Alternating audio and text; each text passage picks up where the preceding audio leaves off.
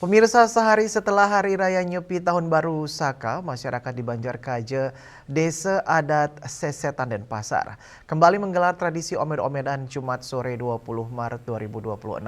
Tradisi yang melibatkan para pemuda dan pemudi Banjar ini berlangsung meriah dan disambut antusias oleh warga yang memadati lokasi acara.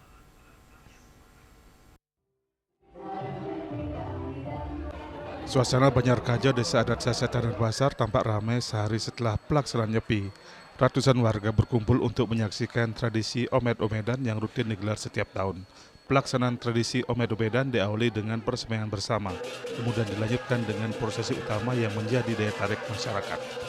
Tradisi ini diikuti para pemuda dan pemudi Banjar yang saling tarik-menarik dalam suasana penuh kegembiraan. Prosesi omed-omedan juga diiringi sorak-sorai warga yang turut menyemarakkan jalannya tradisi tersebut.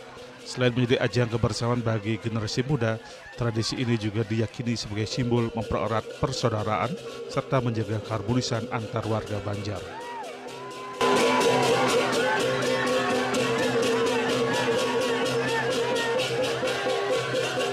Merupakan silaturahmi ya anak-anak kita.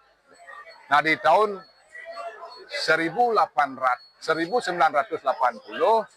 akhirnya kami sepakat, masyarakat tetua-tetua kami sepakat, omed-omedan dilaksanakan di Hari Raya Ngemak Geni sampai dengan pakem-pakem yang sudah diwarisi sampai sekarang ini.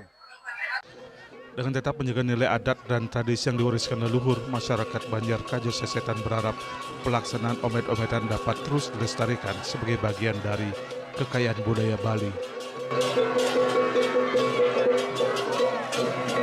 Winata Bali TV.